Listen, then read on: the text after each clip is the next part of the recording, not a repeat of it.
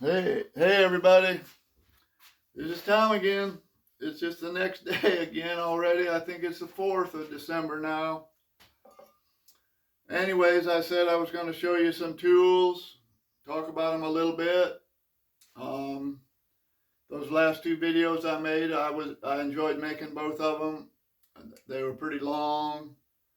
I hope you could stand them or they were worth it.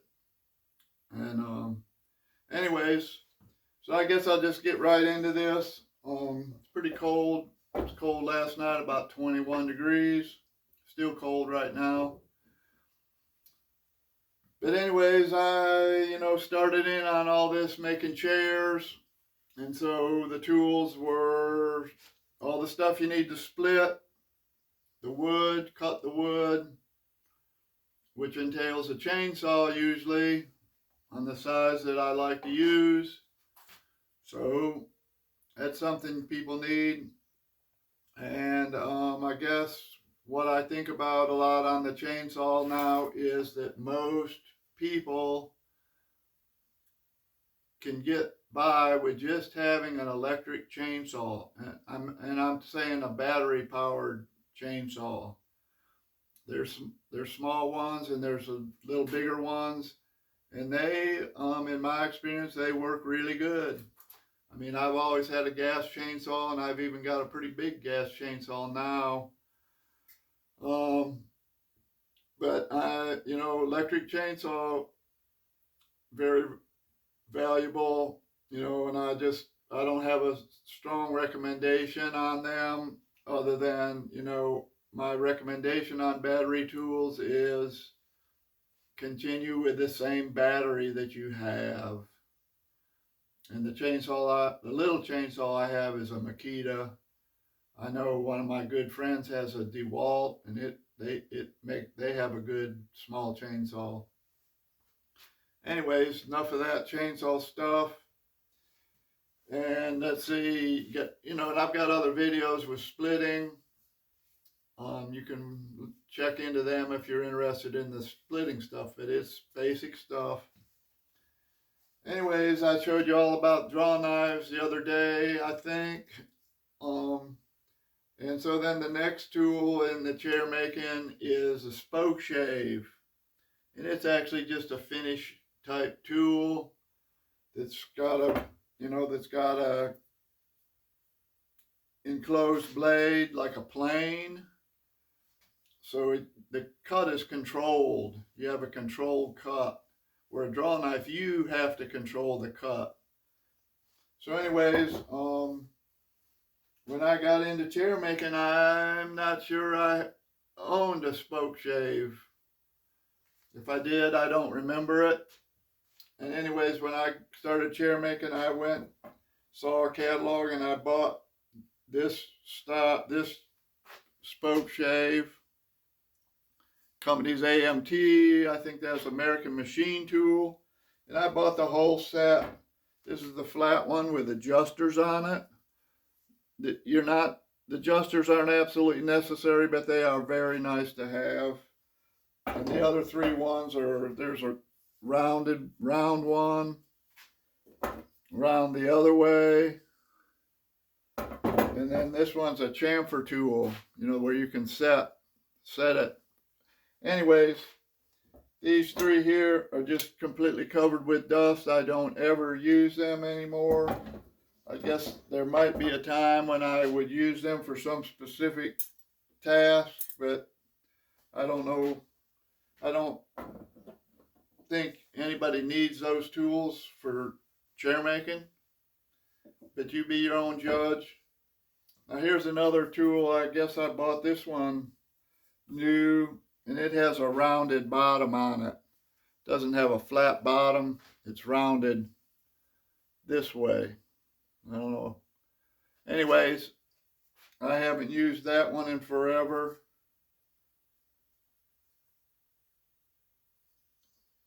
I don't know what it is.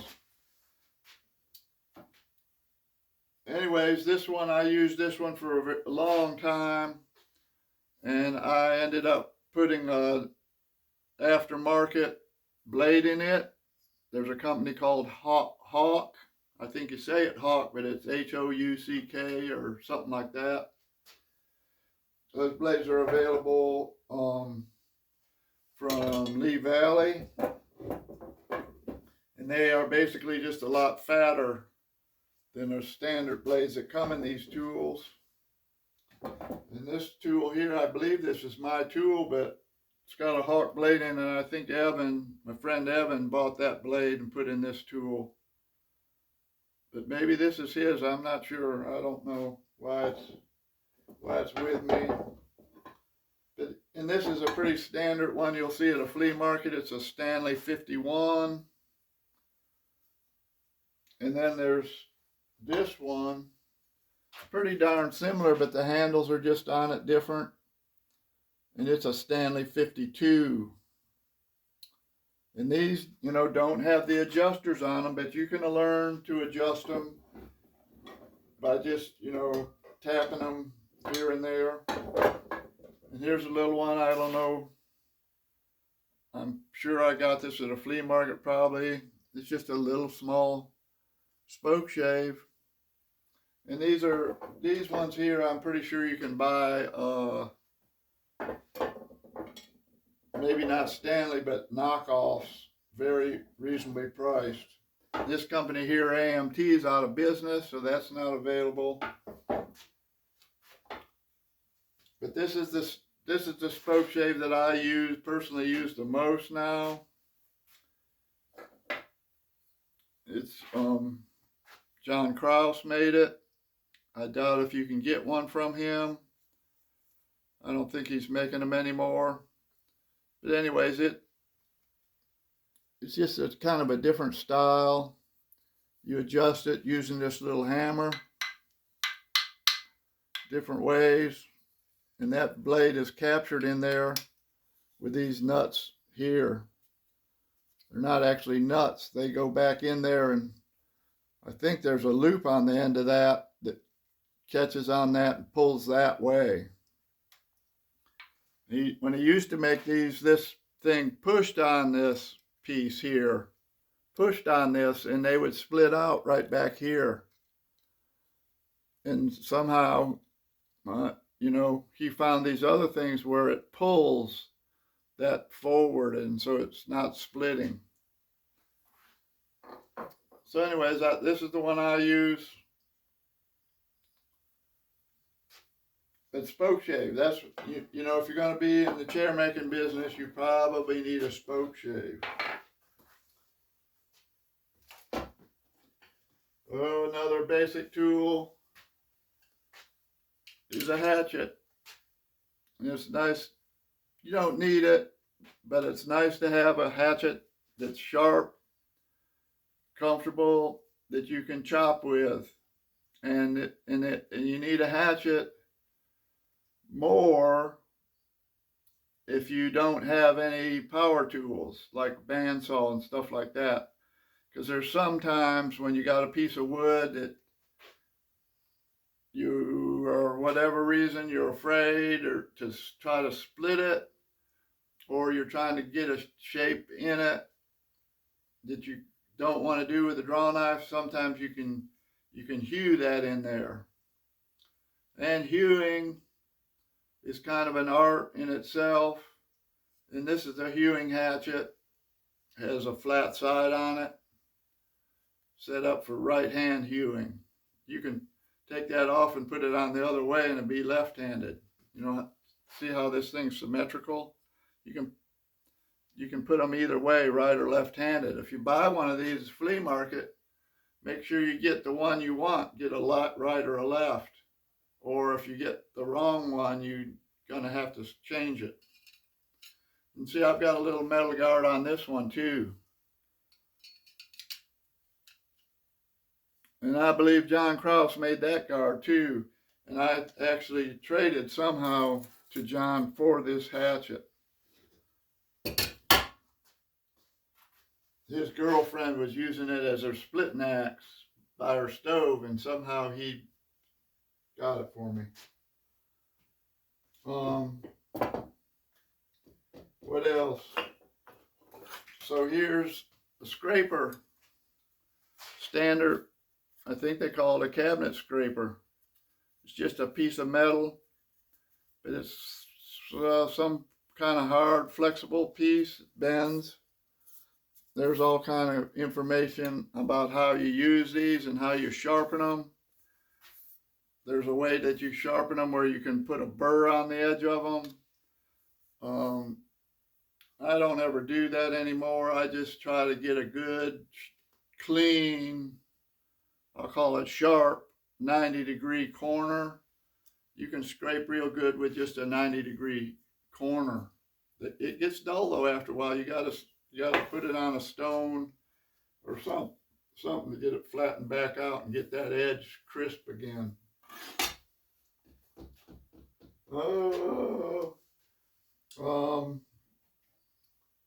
Putting chairs together. Gotta have a soft hammer, or I think you need a soft hammer. I like it. You can buy these.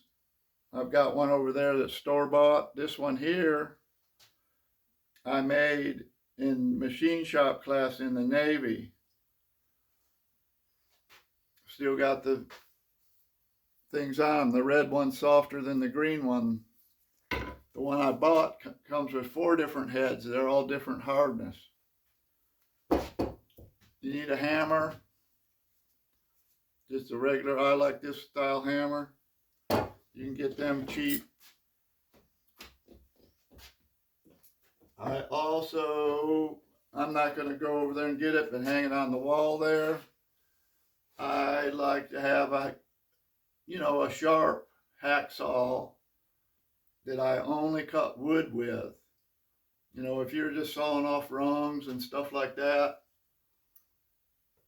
and in this hard wood like oak that I use, a hacksaw, with not super small teeth, but small teeth, it's pretty handy, works good. Anyways, it's something I use. I'm telling you about things that I use. This is another hacksaw that I have. And I've got this one with the blade set sideways in it. And the only thing I use this for is cutting off the pegs to height. I use this piece of metal here, which I think is maybe a part of an erector set. You old guys might remember what an erector set is, but I use that as my height gauge to cut off the pegs on a chair. That's handy.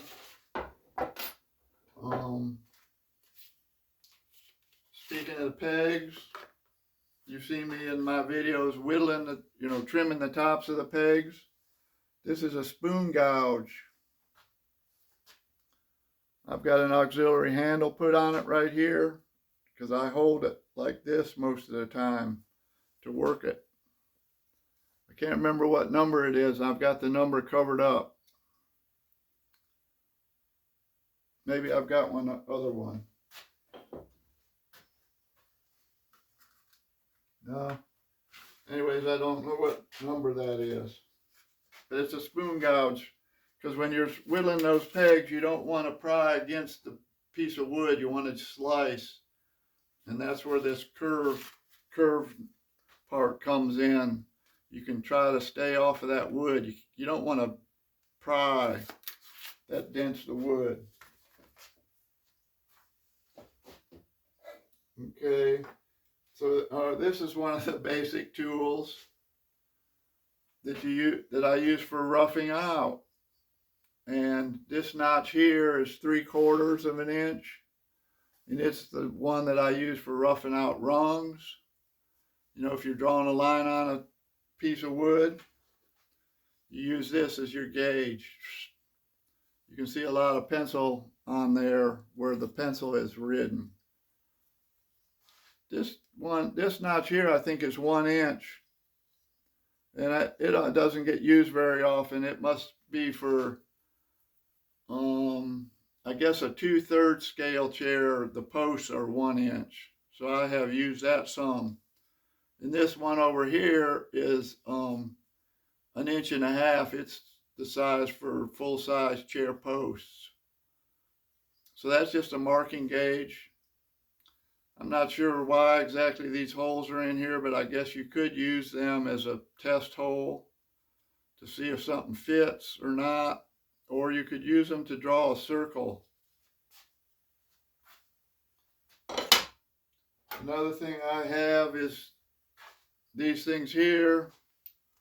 They've got set screws in them. These are actually sold as drill stops. It's got to be a pretty big drill, but they're sold as drill stops. But I use these to draw circles. You know, like on the bottom of the leg. If I'm going to put a taper on the bottom of a leg, I use one of these to draw a circle, and then that's what I'm shooting for, is the circle. I'm looking somewhere on the wall here. I've got one of those little plastic template looking things that has a bunch of circles on it. I don't see it right offhand. They're readily available, and they also could be used for the same purpose.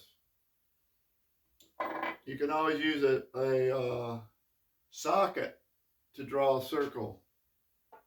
But I actually like these better because I like my pen. It's easier to do the inside circle versus the outside of the circle, in my opinion. Another tool that I use, you know, pretty regular is this little, I think they call it a 4-in-1 rasp. I think they still sell these. It's got 2 different coarsenesses. Yeah.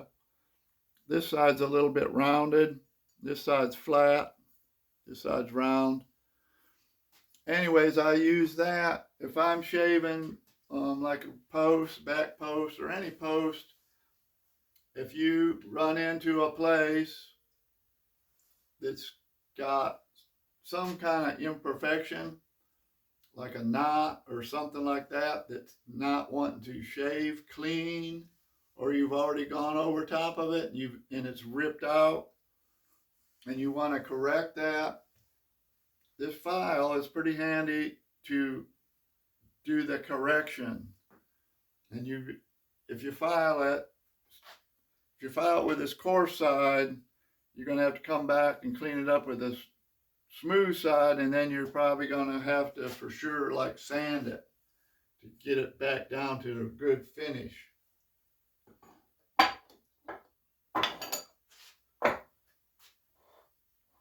All right, well, this is, I can't stop and think too much because this is going to run long too. But this is a tool that I made that you can buy, this exact tool, you know, that does the same job, but it's the tool that I use, you know, to draw a line a certain distance up from a flat surface. And it's the tool I use, you know, when I level my chair, the legs on the bottom of a chair. You can adjust that pencil. You know, it's got an eye bolt, I guess it is. Anyways, that's a tool I use. Here's a piece of wood I picked up. This is a tool I also use. It's got a hole in it right there. That hole is purposely drilled 15/16 of an inch deep, and it's bigger than a rung tenon. And I use it. You can see a lot of pencil mark on there. I use that to mark the ends of the tenons. The mark shows me the orientation that I want to put it into the chair, and it's at 15/16. So theoretically, if I have drilled that mortise, that hole, 1 inch deep, when that mark disappears, it's probably in all the way. This hole here is, I guess, a hole for the same purpose on a smaller chair, like a 2/3 scale. I've probably made more 2/3 scale chairs than any other scale. They're the size for children's chairs. Here's another little tool. This is a tool I use to mark where the pegs go. You know, you can make that yourself.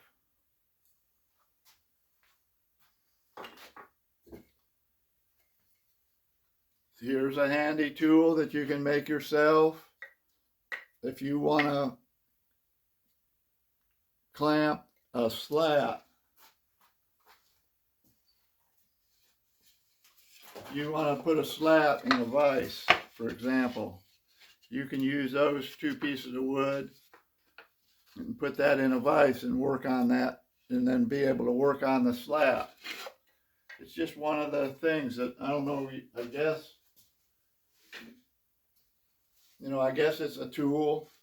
You know, it's just a holding tool. There's another tool that I use for putting chair together. It's just a wooden club, and I've got a pretty thick piece of leather on it, and it's the one that I use, you know, to bash a chair together with. I've had this, I guess I've had this for possibly 30 years now. Well, this is what's right here. This is another little tool that I use for digging out the bottom of the slat mortise. I hope you can see that. I filed that out of a screwdriver, and it's really, really handy tool. I call it the digger tool. Now what I've got laying here, okay, I'm going to show you this, but I'm going to show you this first.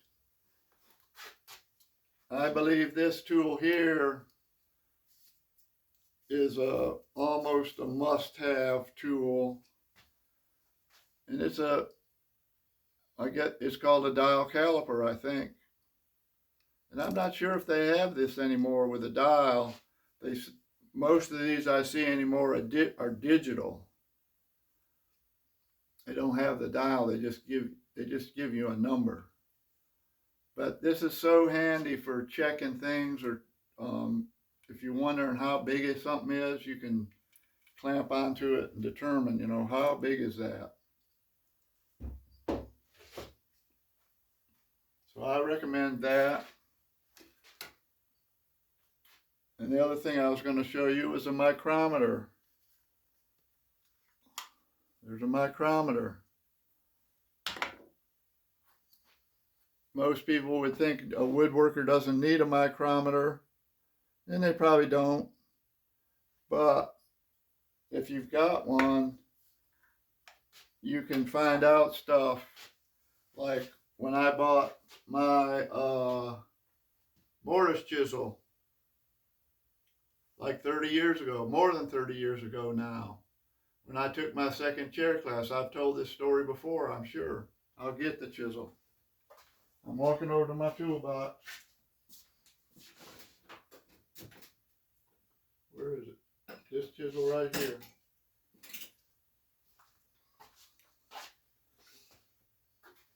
Okay, this chisel here, but I was over there, I picked up this. This is called a vernier caliper. And these are, you know, archaic now. You could use one of these. You got to learn how to read it. But these I used to run into these. I don't go to flea markets much anymore, so I don't know what's really out there, but I presume that these are still out there for not much money because nobody uses them.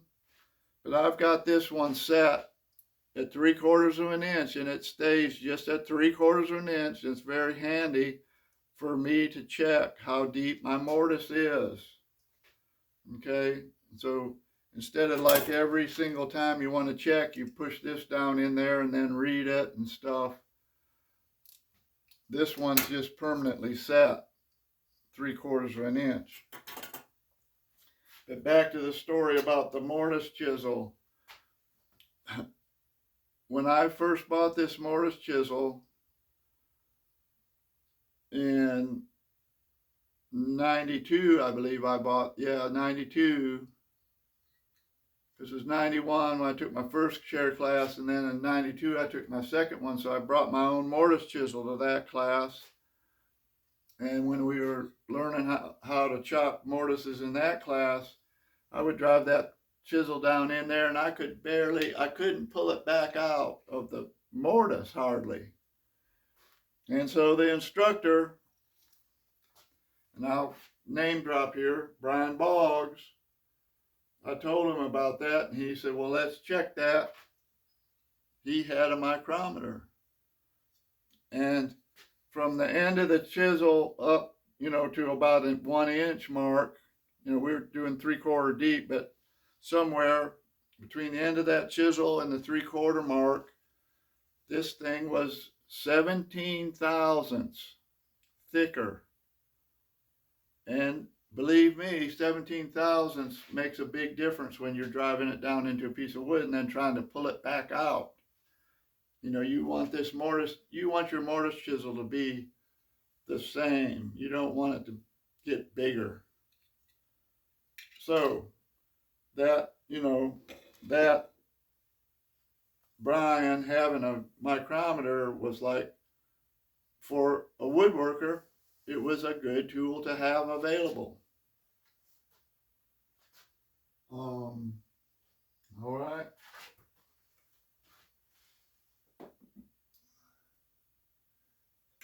So here's two other tools. Handle fell off that one. These are just old-fashioned, very inexpensive braces. But on the end of them, I think in the books and stuff, these are called spoke pointers. But the reality of them is they do not make a point. They make a chamfer. I'm going to pick this handle up. See, that's the first time that one's ever fallen off, I think. Usually it's this one that falls off. Anyways, I've got these set at 2 different diameters. I make a chamfer when I'm doing rungs. The bigger one, when I've got the rung roughed out and I'm getting ready to put the mortise on, or before I'm going to put the mortise on, the tenon, before I'm going to put the tenon on, I do the bigger one of these things, and it leaves it, it makes a chamfer on the end of the rung, and I then take that rung down, take that whole chamfer out of it, the whole length of the rung. And that gets my rung way closer to the finished size that I want. And it removes a lot of extra material that I don't want to have to remove with my tenon cutter. I want to make less work for my tenon cutter. And then this other one is set, smaller than the tenon cutter, so that the tenon cutter has a place to start. The tenon cutter that I use, you can't start on the end of a piece of wood that's just cut off flat with flat corners. You got to have a little taper on it so it can get started. And a guy named Nick Nicholson told me that these old braces were called penny braces because they were so cheap. Anyways, okay. Another tool I could reach down here that woodworkers should have is a coping saw. make sure you get a sharp blade. And you know, I think these things are getting kind of scarce, but you know, carpenters still use them to some degree. Coping trim work. Phew. All right, I guess that's just been a lot of talking. And all this stuff basically has to do with chair making. And I guess I think about making shaving horses in the shaving horse business, and making shaving horses is all about power tools. And that's a whole different subject that I'm probably never going to get into. If you want to see any of that, you can watch the how to make a shaving horse videos. And anyways, I'm tired of talking right now. And anyways, I guess I should tell Charlie, if you're watching this, Charlie, I guess the next video I'm going to make is about some of the jigs and stuff that I use for chair making. Charlie asked me to show some of that stuff. So that's going to be the next video. What else is there? Well, one of the other things is there's always, you know, chair sticks. You got to have your chair sticks. And